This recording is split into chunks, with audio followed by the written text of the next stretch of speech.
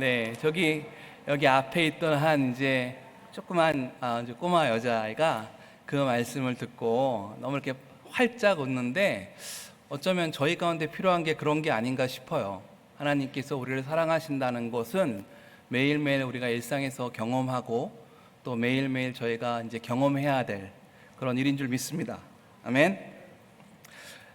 저번 주에 저녁 예배를 나오신 분은 아마도 이 말씀을 기억하실 겁니다. 본문 말씀이 사실 똑같거든요. 그래서 여러분들 아마 이제 좀 같은 본문 말씀이네라고 생각하실 수 있겠어요. 저도 좀 준비한 거가 똑같아서 좀 살짝 고민이 되었는데, 다행히 좀 제가 얘기하려는 주제가 저번 주랑 달라서 오늘 이렇게 또 말씀을 증거할 수 있게 되었습니다.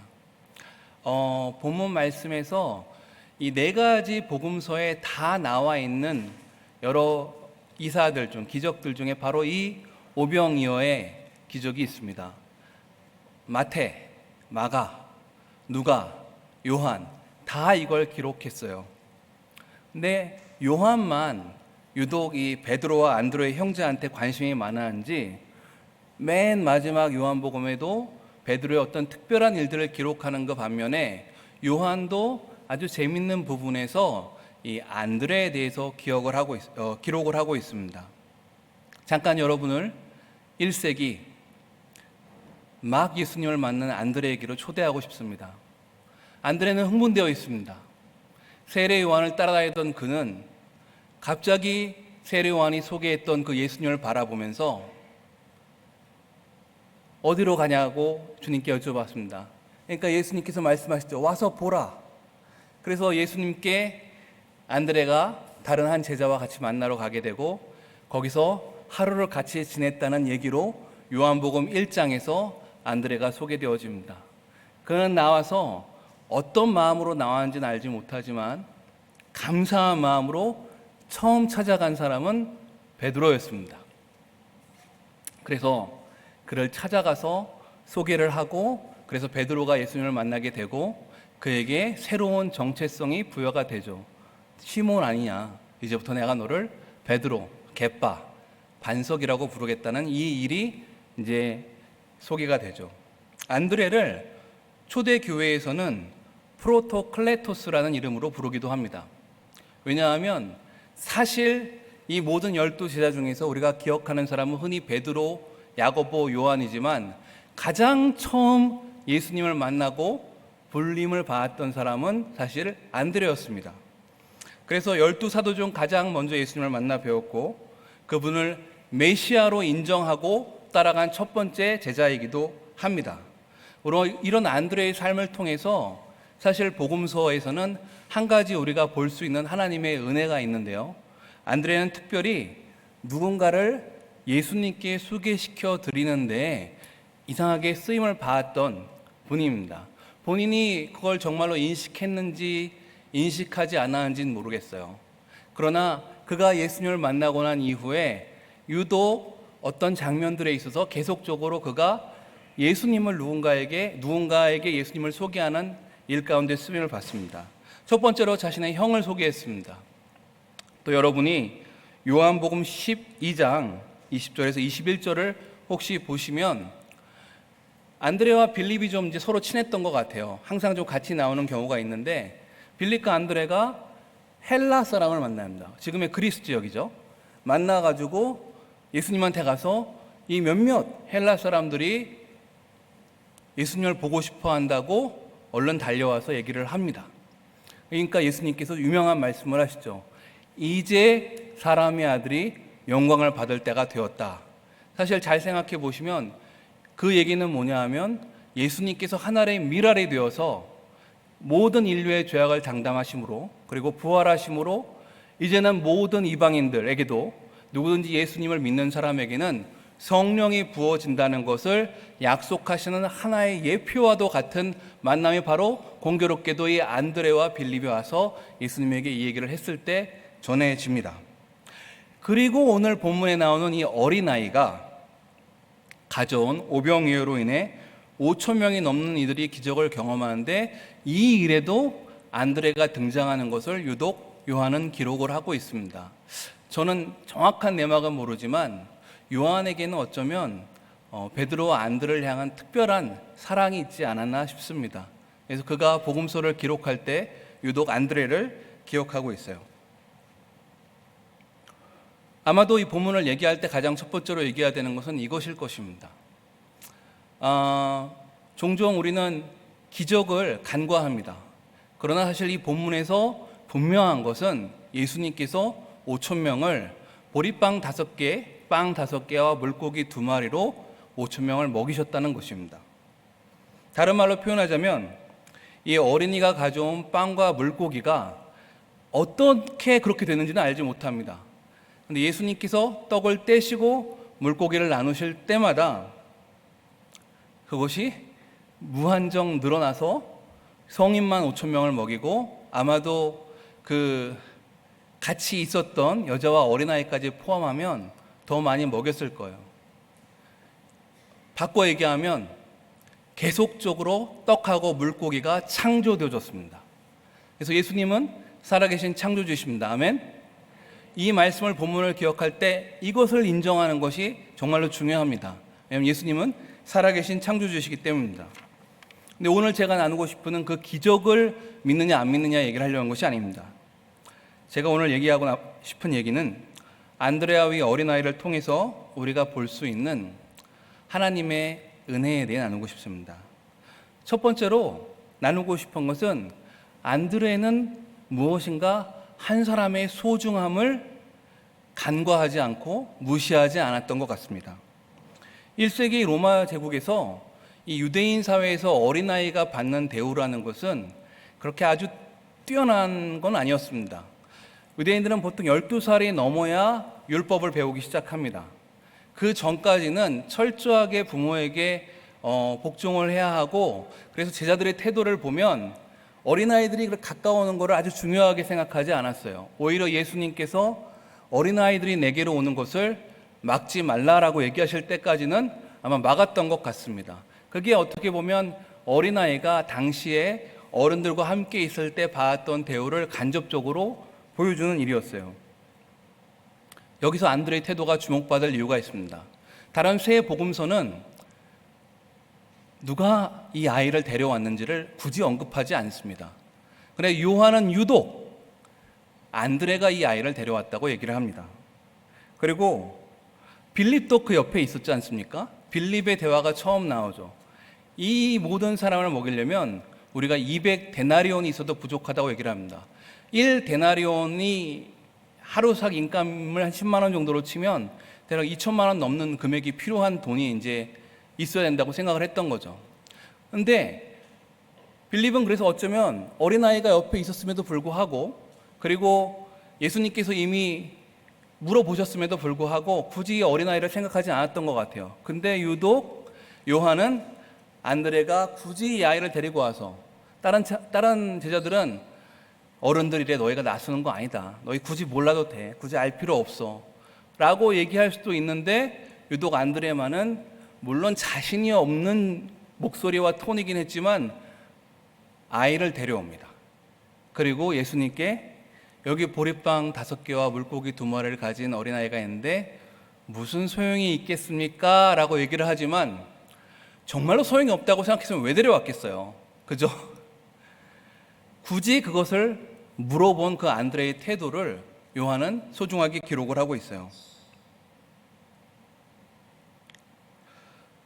안드레도 또 소년도 그 작은 시작이 그 많은 사람들을 먹이는 기적의 시작이 될 줄은 몰랐습니다.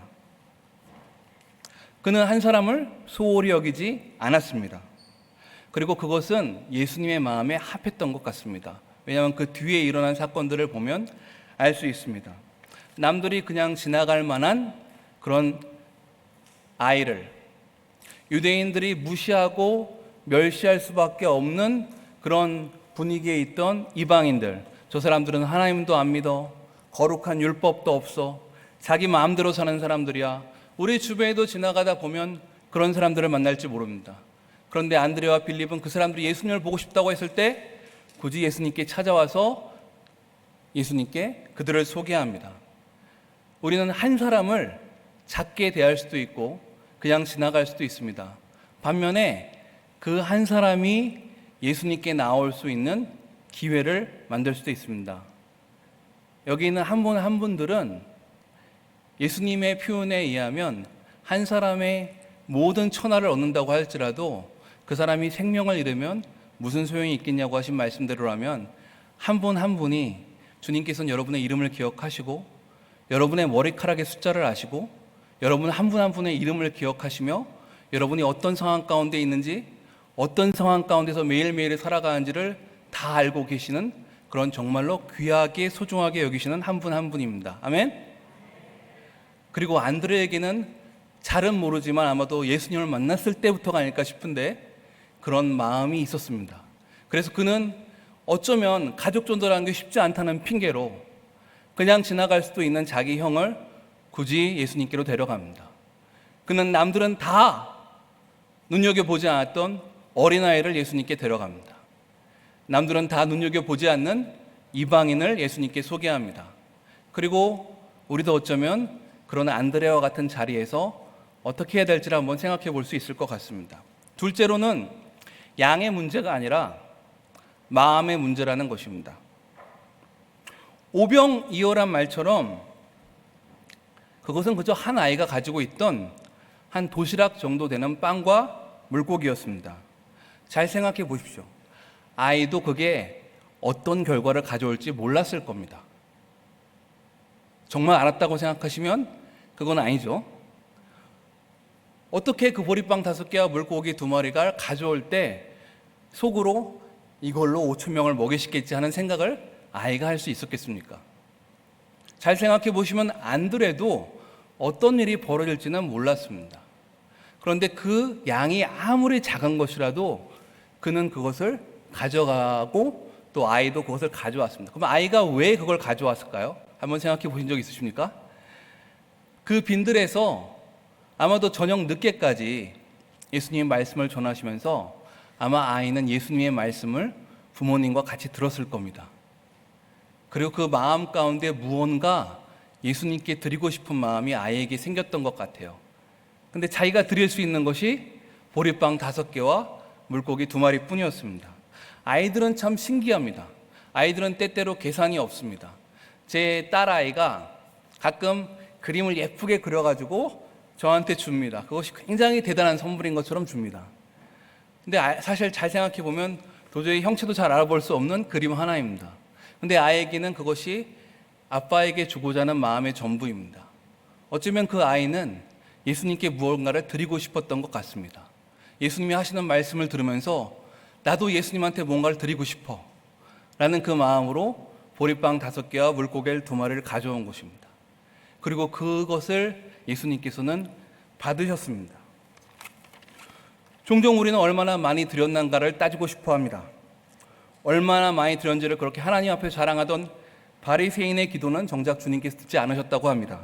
대신에 뒤에서 가슴을 치며 내게 있는 이 작은 것이 내 삶에 있는 부끄러운 죄악들 뿐이다 할지라도 주님 앞에 가슴을 치며 나아갔던 그 세리의 기도는 들으셨다고 합니다. 예루살렘 성전에 앉아 계시다가 지나가는 이들의 헌금을 보시던 예수님께서 저 과부가 드렸던 렙돈 2닙, 지금 현재 돈으로 치면 1,000원에서 2,000원 사이입니다. 그것을 본 예수님께서는 오늘 낸 모든 헌금 중에서 그 2,000원 정도밖에 안 되는, 잘 쳐줘봤자 2,000원밖에 안 되는 그 헌금을 보시면서 온 열방과 우주 가운데 선포하십니다. 오늘은 이 사람이 제일 많이 하나님께 내었다고. 오늘 헌금을 낸 사람 중에 이 사람이 가장 많이 내었다고 하십니다. 마음의 중심이 얼마나 많이 들여졌는가, 이것이 예수님께는 더 중요한 문제인 것 같습니다. 그런 의미로 볼 때 아이가 가져온 보리빵 5개와 물고기 2마리는 예수님 보시기에 온전한 마음이 드려진 것이 아니었나 생각해 봅니다. 우리는 상대방이 가져온 것을 보면서 사이즈를 봅니다. 그러나 예수님께서는 그 사이즈를 가져온 뒤에 있는 마음을 보십니다. 아멘? 맡겨진 것이 무엇이든 예수님께 마음을 드리는 것을 기뻐하십니다. 작은 찬양 하나, 하나님께 드려지는 작은 율동 하나까지도 그것이 우리의 마음을 다해서 드리는 것이라면 주님께서는 기뻐 받으십니다. 마태복음 25장 달란트의 비유를 기억하십니까? 5달란트를 남겼던 종도, 2달란트를 남겼던 종도, 주님께서는 동일하게 이렇게 25장 23절에서 얘기하십니다. 잘하였도다 착하고 충성된 종아, 네가 적은 일에 충성하였음에 내가 많은 것을 네게 맡기리니 내 주인의 즐거움에 참여할지어다. 아마도 그 1달란트 받은 종도 1달란트에 충성해서 1달란트를 남겼다면 주님께서는 똑같이 얘기하셨을 거라고 믿습니다. 우리가 이걸 기억했으면 좋겠습니다. 내게 주어진 것이 혹은 상대방에게 주어진 것이 아무리 작은 것이라 할지라도 더 중요한 문제는 내가 그것을 온전히 드릴 마음이 있는가 하는 것이 중요한 것 같습니다. 셋째로 아마 제일 중요한 얘기를 해야 될 것 같습니다. 이 이야기의 진짜 주인공은 안드레가 아닙니다. 이 이야기의 진짜 주인공은 이 그러니까 작은 아이도 아닙니다. 아이가 빵을 드리고 싶었던 이유는 그 앞에 예수님이 계셨기 때문입니다. 안드레가 정말로 그 얘기를 굳이 안 해도 되는데 아이의 그 보리빵 5개와 물고기 2마리를 가지고 와서 굳이 예수님 앞에 그것을 말했던 이유는 딴 사람이면 모르겠는데 그걸 베드로한테 가져갔겠습니까? 아니면 옆에 있던 요한한테 가져갔을까요? 아닙니다. 자기 앞에 서 계신 분이 예수님이셨기 때문에 어느 정도의 기대하는 마음을 가지고 예수님께 그것을 가지고 아이와 함께 갔지 않았을까? 저는 그렇게 생각합니다. 여러분, 어떠한 이야기도 그 중심에 예수님이 계시지 않으면 우리가 하는 모든 소개와 모든 이 찬양과 이런 것들은 그 받으셔야 될 분이 합당히 받으시지 않으면 참 이야기가 이상하게 흘러갑니다. 한번 우리 이 아이의 삶을 잠깐 상상해 볼까요? 복음서에서는 더 이상 이 아이가 어떻게 되는지 기록하지 않습니다. 그러나 이 아이는 몇 년이 지나 예수님께서 예루살렘에서 죽으셨다는 것을 들었을 것입니다. 그리고 부활하셨다는 걸 들었을 것이고 예루살렘 뿐에서 유대와 사마리아 지방으로 여기저기 헤매는 복음을 들고 전파하는 제자들도 만났을지도 모르겠습니다. 왜냐하면 자기의 기억에는 생생하게 자기가 드렸던 5개의 빵과 물고기 2마리가 어떻게 많은 사람들을 먹이는지를 기억했기 때문입니다. 그 아이는 예수님을 만난 기억이 있습니다. 그 아이는 예수님이 행하신 일을 본 기억이 있습니다. 그 아이는 예수님이 그것을 이리 가지고 오라 하신 주의 말씀도 기억합니다. 그리고 예수님이 자기 것을 받았음으로 통해서 배부르게 먹었던 기억도 가지고 있습니다. 중년이 되고 네로가 황제가 됩니다. 많은 사람들이 예수님을 믿는다는 이유로 죽어갑니다. 그래도 베드로도 순교당하고 바울도 순교당합니다. 그 아이가 그때까지 살았다면 아마도 중년의 나이였을 것입니다. 그러나 그 아이는 그때까지 살아있다면 그래도 그는 예수님을 기억합니다. 그런데 만일 그 아이가 기억하는 예수님의 이야기가 바로 내가 그 아이라고 얘기하는 것과 나는 그때 예수님이 살아계셨던 것을 기억해 라고 말하는 이 차이가 얼마나 큰지 생각해 보셨습니까? 만일 안드레가 그 이후로 얼마나 놀랍게 행하신 그 하나님의 이적과 기사를 예수님을 얘기하지 않고 대신에 바로 자기가 그 일을 행했던 제자라고 말한다면 분위기가 얼마나 달라질까요? 소개받으셔야 하고 높임을 받으셔야 하고 나의 모든 간증 중에서 얘기를 할 때 높임을 받으셔야 할 분은 내 얘기가 아닙니다. 아멘? 사실 이것을 가장 잘 행했던 분이 세례 요한이신 줄 믿습니다. 세례 요한은 요한복음 3장 30절에서 모든 사람들이 예수께로 달려갈 때 그리고 자기에게 제자들이 다 없어지는 그 순간에 이렇게 고백합니다. 예수님은 흥하여야 하겠고 나는 쇠하여야 하리라. 저는 우리들의 모든 얘기 가운데서 예수님을 만났던 기억들 가운데서 예수님께서 높임을 받으시는 삶을 계속적으로 유지하는 것이 우리가 기뻐할 참된 성령 충만의 태도라고 믿습니다. 아멘. 그 마지막에 그 아이가 인생의 마지막에 내가 바로 그 아이라고 얘기하는 것과 그 인생의 마지막에 내가 만났던 예수님을 너한테도 나누고 싶다라고 하는 것이 얼마나 큰 차이가 있겠습니까? 여러분 한 분 한 분도 어쩌면 인생에 그런 모먼트들이 있는 줄 믿습니다. 아멘. 나의 오병이어가 예수님으로 말미암아 갑자기 세상 말로 하면 뻥튀기가 돼서 많은 이들에게 축복을 받았던 경험을 여러분들 다 기억으로 가지고 계십니다. 아멘. 그 이야기의 중심이 계속적으로 예수님이 되시도록 하는 인생은 우리에게 아직 남아 있습니다. 그리고 또 오늘 특별히 얘기해서 말씀드리고 싶은 것은 그 아이가 안드레가 그 아이를 데리고 가지 않았다면, 안드레가 용기를 내어서 혹시 모른다는 그 작은 주저함까지도 예수님 앞에 내어놓고 드리는 그 순간이 없었다면 아이에게도 안드레에게도 이 예수님의 놀라운 기억은 어쩌면 달랐을지도 모르겠습니다. 그런데 그 아이에게는 이제 그 놀라운 기억이 생긴 것이죠. 교회 학교라는 것이 무엇일까요? 아이가 그런 기억을 경험하는 곳입니다. 아멘. 근데 그렇기 때문에 한 분 한 분이 너무 소중한 것 같아요. 우리는 모두 이런 안드레 같이 바로 예수님을 제 주변 친구분에게, 또 교회학교 아이들에게, 그리고 사실 교회학교 교사님들은 일주일에 한 번 예수님을 증거합니다. 그러나 아이들이 매일 만나는 이는 교사가 아닙니다. 바로 부모입니다. 바로 부모가 또한 안드레와 같은 부르심이 있습니다. 아멘. 그래서 저희 모두가 이런 안드레 같이 예수님을 누군가에게 소개할 수 있는 그런 순간들이 되었으면 합니다. 오늘 마지막으로 시편 78편 4절에서 7절을 함께 봉독하면서 다윗이 고백했던 이 고백이 또한 저희의 고백이 되기를 원합니다. 같이 좀 볼까요? 다 같이 읽으시겠습니다.